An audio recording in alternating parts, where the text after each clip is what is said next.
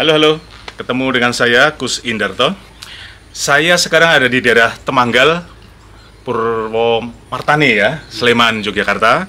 Di samping saya adalah Profesor Dr. Phil Al-Makin, Rektor UIN Sunan Kalijaga periode 2020-2014 ya?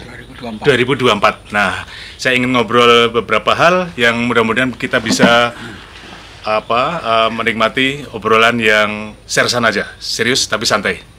Ikuti ya.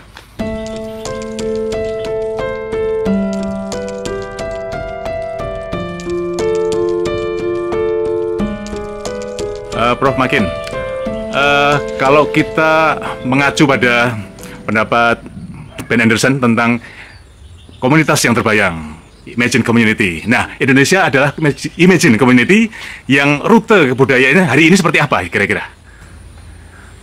Ya, dunia berubah. Ya, kalau saya ingin memperluas ya, artinya Benedik itu kan skopnya Indonesia dan terakhir dia punya perhatian ke Southeast Asia, ke Asia Tenggara. Saya ingin menarik jauh lagi ke pembagian waktu zaman batu, waktu zaman metal, bronze ya, kemudian kolaps, dan kemudian berganti dengan zaman aksial, dan lahirlah zaman modern. Saya lebih merujuk ke sana. Ya. Jadi dalam banyak teori kebudayaan kuno ya dari Ibnu Khaldun misalnya, itu banyak mengungkap bahwa kebudayaan dan peradaban itu tidak selamanya, pasti lahir, berkembang, mencapai puncaknya dan turun. Nah, saya merasa saat ini baik itu secara politik, secara budaya, secara agama, dan juga secara peradaban ya, sepertinya sedang ada perubahan. Dan secara umum global dunia, peradaban kita itu belum lama, baru dimulai setelah Perang Dunia II. Setelah Perang Dunia II, Indonesia merdeka sampai hari ini, dan bangsa-bangsa di dunia, di negeri Afrika, Asia juga merdeka. Dan sepertinya sekarang ini sedang ada cek lagi, apakah akan bertahan enggak peradaban ini. Saya melihatnya begitu. Ya. Apakah Indonesia memiliki dampak yang cukup banyak, signifikan dengan perubahan-perubahan dari luar itu, secara global itu? Ya, saya kira Indonesia selalu mengikuti perubahan global ya. Indonesia merdeka kan juga sifatnya global, tidak semata-mata perjuangan lokal ya. Ketika Amerika ngebom Jepang ya, itu kesempatan Indonesia untuk menyatakan diri merdeka. Nah, ketika Belanda dan kawan-kawan balik ke Indonesia lagi-lagi diuntungkan oleh situasi global, bahwa bangsa berhak merdeka, sudah ada PBB, sudah ada opini internasional sehingga Indonesia merdeka. Nah, saat ini secara umum demokrasi kapitalisme di dunia ini yang semula merupakan satu-satunya sistem yang teruji mengalahkan komunisme, sosialisme, apalagi sistem dinasti ya, sistem kerajaan sudah nggak bisa lagi ya. Ini juga sedang mengalami goyang ya. Nah, terutama Amerika kita lihat ya, bahwa demokrasi liberal mempunyai banyak kelemahan dan sedang mengalami penurunan. Dan tetangga kita yang terdekat, Filipina juga sama, dan Indonesia juga mengalami hal yang sama. Setelah reformasi, demokrasi kita goyang-goyang, dan apakah bisa balik lagi atau kembali ke era sebelum reformasi? Karena dunia juga sedang goyang. Ya. Apakah goyangnya perubahan atau guncangan dunia itu sebetulnya juga memiliki implikasi yang lain, baik secara positif atau mungkin negatif, umpamanya dari aspek-aspek yang lain, soal kebudayaan baru atau peradaban baru yang dibangun di celah demokrasi dan lain-lain. Sebetulnya ada yang lain yang juga berkembang, umpamanya teknologi, kemudian pergeseran ekonomi dari Eropa, Amerika ke Asia mamanya. Nah, bagaimana itu implikasinya juga terhadap ini global yang kita dan tunggu. Indonesia? Ini yang kita tunggu, bagian dari budaya dan seni, perannya sejauh apa. Kita tahu Indonesia ini setiap terjadi perubahan, budaya dan seni selalu mewakili. Ya. Ketika kesadaran kemerdekaan untuk melepaskan diri dari Eropa dan kemudian Jepang, ya, itu juga tercermin dalam seni kita, seni dan budaya, jurnalisme, ya, kesenian. Ketika terjadi revolusi mempertahankan kemerdekaan, ya, kita ingatlah tuh lukisannya Sujoyono, ya, juga sama. Ketika mengisi kemerdekaan, ya, juga sama, terjadi pertarungan dalam bidang seni, ya, Avandi, kemudian Lekra, ya.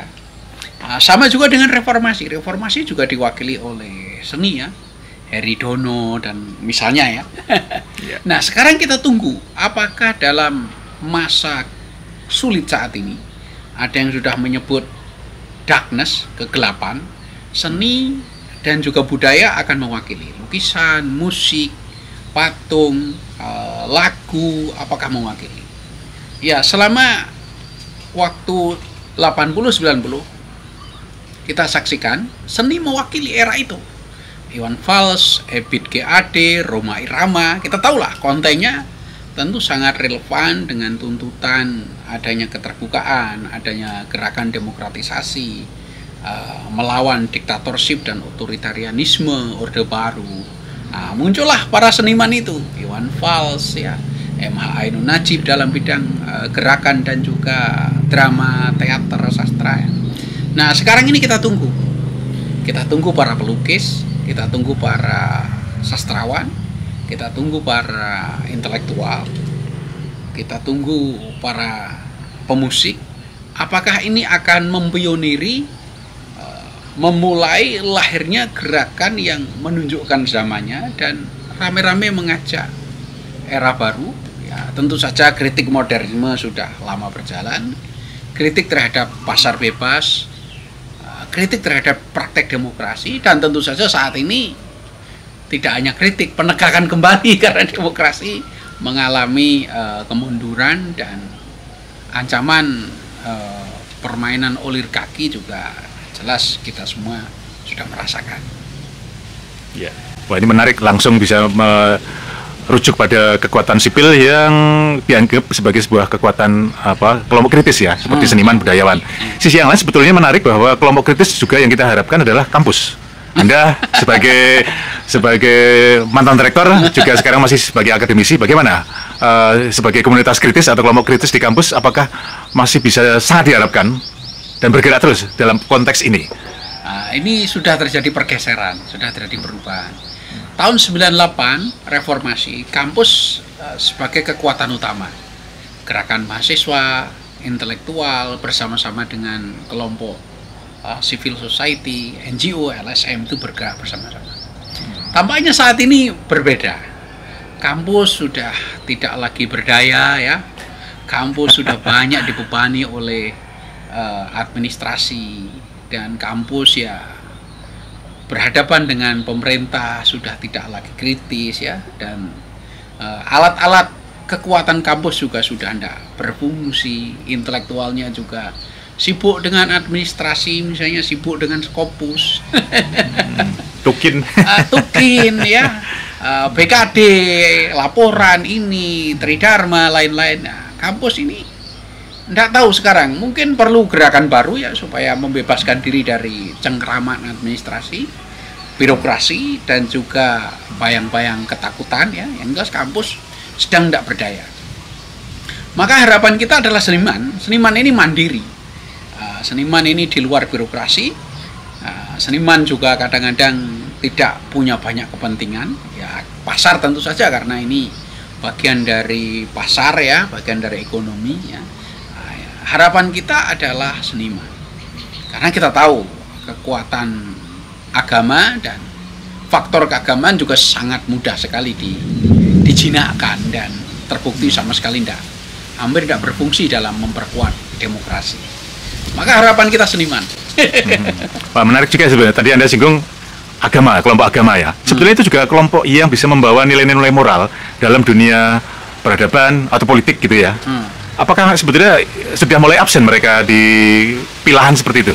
Ya, kalau mau jujur, sepanjang sejarah manusia, agama itu sangat bermanfaat bagi kekuasaan, bagi politik. Kekuasaan. Iya, dalam sejarahnya berdirinya dinasti-dinasti di masa zaman batu dan juga zaman metal ya, zaman bronze ya, zaman Bronze Age. Perunggu ya. Zaman perunggu, agama selalu bekerja sama dengan para penguasa, para raja, para pangeran untuk mengendalikan rakyat ya. Sehingga dinasti itu bisa bertahan karena kerjasama yang baik antara pendeta, agamawan ya, para ulama dengan para khalifah dan lain-lain gitu ya. Nah, ini menarik. Tetapi untuk saat ini fungsi agama itu kan sudah bergeser. Yang menyuarakan moral tidak lagi eksklusif milik agamawan. Ya. Bisa intelektual, bisa seniman, bisa pemikir, dan bahkan orang-orang biasa saja bisa jauh lebih bermoral daripada para pemimpinnya gitu. Apalagi era saat ini, era Instagram, era Facebook, era Twitter, era TikTok gitu ya. Orang-orang biasa yang sama sekali tidak punya nama jauh lebih kritis, jauh lebih bebas, dan jauh lebih tajam mewakili suara masyarakat lebih banyak. Ya. Wah, ini menarik. Sisi yang lain sebetulnya juga kita berharap pada generasi muda. Ya, oke lah. Tadi katakanlah di dalamnya kelompok seniman, intelektual itu juga pasti anak-anak muda. Nah, tapi spesifik kita ngomongin soal anak muda sebagai agen perubahan. Apakah situasinya masih cukup bisa optimistik, juga kondusif dalam situasi yang sudah bergeser jauh dibanding umpamanya 90-an ya, ketika peruntuhan Soeharto gitu, rezim Orde Baru, anak-anak muda berperan besar. Nah, sekarang bagaimana? Ya harus dibina. Tidak bisa, sesuatu itu tidak bisa alami, sesuatu itu tidak bisa natural, dibiarkan. Semua orang yang juara itu harus diciptakan. Kondisi itu harus dengan sengaja diusahakan. Sama dengan anak-anak muda yang kita sebut sebagai Gen Z atau milenial, ya harus kita dekati, harus kita ajak bersama-sama, tidak bisa kita biarkan. Ya memang dalam waktu yang sangat singkat, pandemi COVID kemarin itu melemahkan banyak hal. Skill komunikasi, skill pertemuan secara mental dan secara keberanian, courage ya, itu adalah value yang paling tinggi. Itu anak-anak muda kita memang menghadapi tantangan. Sekarang ini ya saatnya kita generasi tengah ya, usia 50 sampai 40 sampai 30 harus berkomunikasi dengan anak muda, harus sharing, harus mewariskan pengalaman-pengalaman kita. Dalam dunia binatang pun kan saling mewarisi. Ilmu elang itu kan juga diwariskan anak-anaknya ya.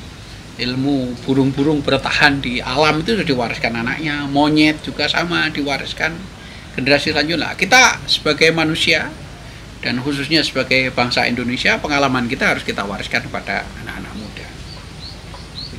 Ya.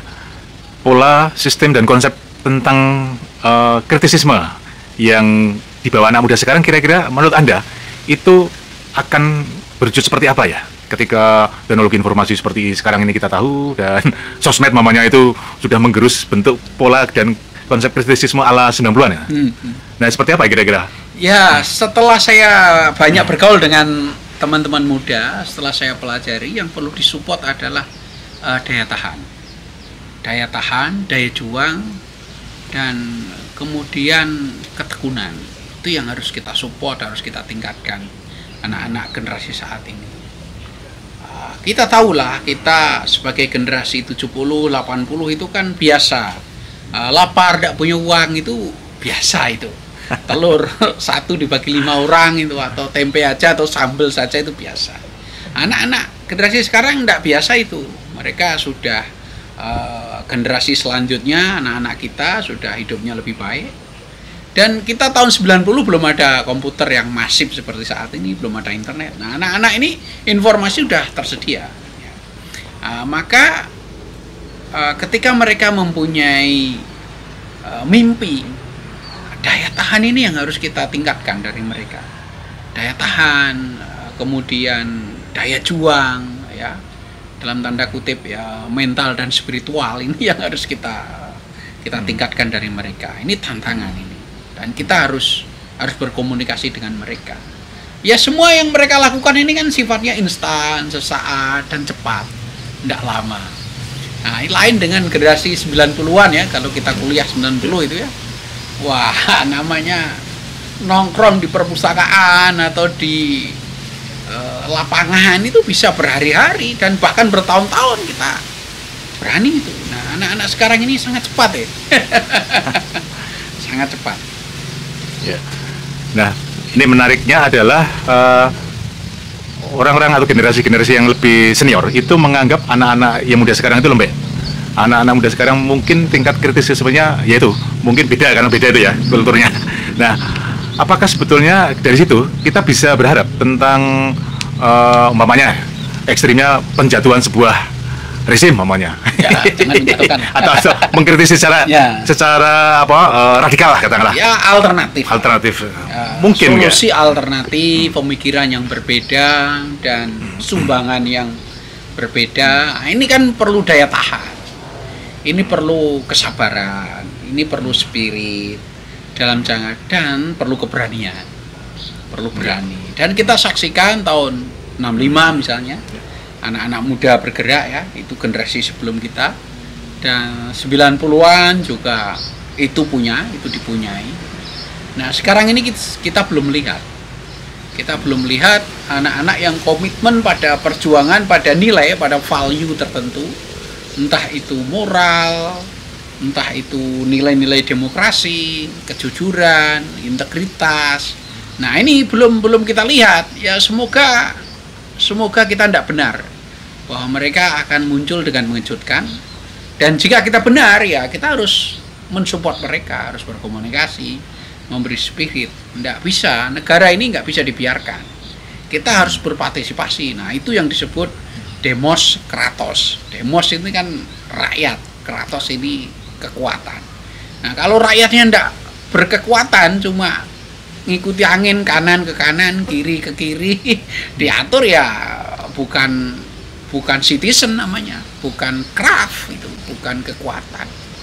Ya, demokrasi ya harus partisipasi dan kita harus jelas tawarkan sesuatu dari warga negara, dari citizens. Kalau kita ngikut aja apa yang dikatakan terus kita percaya mudah, ini tidak kritis, ya itu bukan demokrasi namanya. Ya. Hal yang juga mungkin spesifik yang terjadi pada 2-3 dasawarsa yang lalu adalah pola gerakannya ada aktor, ada agen. Itu yang membuat gerakan mahasiswa katakanlah atau gerakan anak muda kampus itu bisa cukup masif ya untuk melakukan kritisisme terhadap negara katakanlah. Nah, apakah kehadiran aktor, agen itu juga masih perlu atau sebetulnya lagi-lagi ada pola dan konsep yang berbeda sekarang ya? Ya, jadi begini, selama 5 atau 10 tahun terakhir kurikulum pendidikan kita tidak mengarah kepada penguatan pola pikir. Tapi ya itu, pola menjadi pekerja. Ya terus terang dalam tanda kutip ya, kurikulum merdeka ya. Itu kan menyiapkan anak-anak supaya menjadi pekerja di pabrik. Ya, semua jurusan, semua keahlian itu diarahkan menjadi bagian dari industri. Sehingga magang polanya menjadi bagian dari perusahaan. Nah, ini kan mendidik mereka menjadi pekerja, menjadi alat, menjadi tool kata Marxisme, menjadi instrumen, sekedar instrumen, tidak menjadi pemikir, tidak menjadi leader, tidak menjadi pemimpin. Maka ya dalam tanda kutip wajar jika tidak banyak pemikiran yang muncul. Yang ada adalah ngikut, nurut, dan siap-siap untuk menjadi alat company, perusahaan, alat industri, alat pasar gitu ya. Nah, itulah hasil dari kurikulum terutama 5 tahun terakhir ya. Kita diarahkan menjadi pekerja. Nah, ini harus dirubah lagi kurikulumnya supaya kita menjadi pemikir lagi. seperti pada awal abad 20, akhir abad 19, di mana ada politik etis Belanda yang mendidik para pemimpin kita menjadi pemikir.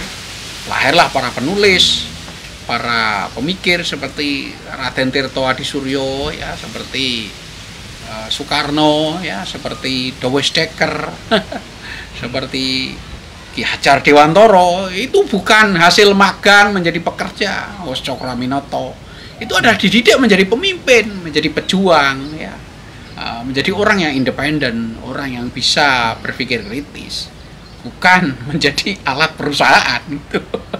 Ya. Apakah ini juga kemudian menular ya, gejala seperti itu yang terjadi di dunia, bahkan mungkin juga termasuk di Indonesia, untuk menjadi pemimpin tidak lagi diawali dengan menjadi pemikir seperti awal abad ini ya, tapi menjadi masuk di kelas menengah dulu? Ya, memang dunia ini ndak sama ya. Misalnya di Amerika kita lihat Trump naik ya. Kelas menengah ya pasti. Dia kelas elit. Hanya kelas menengah ya. Tapi dia mempengaruhi bukan hal-hal yang memperkuat kelas menengah. Dia melemahkan dengan sangat pragmatis itu. Tetapi lain yang terjadi misalnya di Jerman. Jerman saya kira masih banyak harapan ya. Prancis juga sama, kelompok yang lepeng ya, kelompok yang sangat kanan, konservatif, yang pro ultranasionalis, tidak berdaya. Begitu juga di Jerman. Jerman juga tidak bisa orang terlalu kanan ya. Ya, yang ada agak ke tengah, atau kelompok green juga naik, kelompok hijau ya, kelompok environment itu. Di Australia juga banyak harapan ya.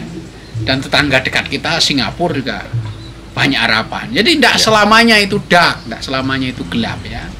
Nah, saya kira di Malaysia juga masih bisa di ini. Yang sama persis dengan kita memang Filipina. Persis itu. Filipina, Indonesia, Amerika itu agak mirip-mirip itu. Ya. Demokrasi sedang dipertaruhkan ya, dalam bahaya kembalinya otoritarianisme. Oposisi tidak ada. Oposisi ini jangan rakyat, jangan pemikir, jangan intelektual, jangan kapal. Oposisi ya partai yang bertugas. Kok partainya semuanya merapat jadi satu? Ini nggak oposisi. Itu nggak demokrasi namanya. Itu bareng-bareng menakut-nakuti itu. Menakut-nakuti rakyat itu. Ya. Nah, berarti apa benar kira-kira karena sekarang elit itu dikuasai betul-betul mereka yang berangkat dari kelompok kelas menengah atau kelompok elit, sehingga sulit untuk bisa diharapkan bisa punya keberpihakan ke bawah itu? Ya, elit ini tambah mengerucut. Kalau kita lihat di Indonesia, elit bertambah sedikit, tetapi bertambah kuat.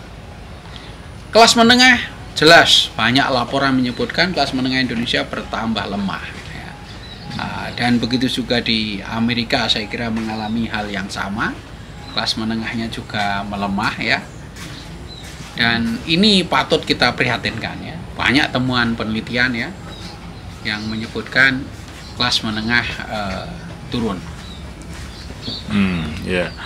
Terakhir nih, kira-kira apa yang bisa diharapkan dari perkembangan demokrasi, kebudayaan, juga termasuk gejala menguatnya agama di Indonesia dalam pembentukan imagine community bernama Indonesia ini ke depan? Ya, saya kira pendidikan harus dibenahi ya secara nasional. Kembalikan pendidikan yang mengarah kepada pemikiran, pengasahan mental, tidak sebagai pekerja, tidak sebagai alat, sehingga mempersiapkan generasi ke depan. Nah, suara alternatif dari seni, dari budaya ini harus didukung, harus dipertajam. Karena kalau kita berbicara lewat seni akan jauh lebih halus, akan banyak yang menerima dan orang tidak mudah tersinggung. Iwan Fals, Doel Sumbang, Rhoma Irama, ya, Ebit G. Ade, semuanya abadi dan bukan ancaman, hiburan, ya. Dan kita menunggu model baru seperti itu, para seniman dalam bidang seni, musik, seni lukis, seni patung, seni tari, teater, seni menulis itu saya kira saatnya melahirkan sesuatu yang sifatnya mewakili dari kondisi saat ini. Oh ya, menyinggung soal itu sebetulnya sudah ada resistensi dari negara seperti umpamanya grup musik Sukatani Itu karena pendekatan musikalitasnya, atau negara sekarang sangat represif gejalanya? Saya kira akan bertahan Sukatani dan grup-grup yang lain. Nggak bisa, musik itu akan sulit direpresi. Ya bisa jadi ada kecenderungan, tapi musik akan survive. Pokoknya pendekatan seni menurut saya itu baik ya. Lihat saja ketika orang menyanyi, yang dikritik juga ikut menari-nari kok. Yang dikritik juga menikmati seninya kok. Artinya menurut saya, sebagaimana perubahan zaman di segala waktu, seni tetap menjadi media komunikasi yang baik ya. Dan ini tidak hanya di Indonesia, di era Baghdad, Damaskus, tetap orang melalui Abu Nawas ya dalam kisah mitos dan legendari di Baghdad ya. Begitu juga di Indonesia juga sama ya, tadi sudah saya sebut ya, Punokawan ya di wayang itu kan kita menikmati Punokawannya, Semar, Petruk, Bagong, Gareng itu kan. Nah, itu yang kita tunggu sekarang. Ini dengar-dengar nih Prof Makin mau ke Jepang ini, mau riset selama 3 bulan ya, betul. Di Tokyo dan Kyoto ya. Apa yang dirancang, agendanya apa saja di sana?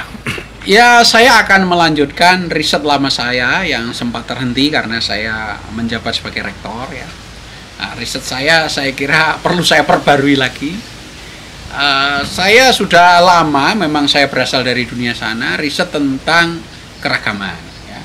Dan itu saya buktikan waktu kelahiran Islam era abad 7 ya. Kemudian saya juga riset keragaman di Indonesia mulai New Religious Movement, Eden, dan jenis-jenisnya. Nah, sekarang saya ingin melihat konsep keragaman atau pluralisme yang dipraktekkan di Indonesia. Nah, hipotesis saya yang akan saya tidak lanjuti adalah kita bangsa Indonesia itu mudah menerima keragaman, bisa menerima perbedaan, baik itu perbedaan iman, etnis, budaya, dan lain-lain. Tapi persoalannya tidak di situ. Persoalannya ada pada moral. Kalau sudah toleran, sudah beragam, ya moral ya harus ditegakkan. Nah, kelemahan kita ada di situ, pada moral. Nanti outputnya apa? Hasil riset ke depan? Saya akan menulis buku seperti biasa. Saya akan menyiapkan draft buku yang nanti akan diterbitkan. Nah, biasanya kalau saya dapat fellowship itu bukunya ya tentu terbit secara internasional. Dan akhirnya juga saya terjemah dalam bahasa Indonesia. Oke, selamat untuk melakukan riset ke Jepang, Prof. Dan Siap. terima kasih untuk interviewnya ini. Oke, makasih.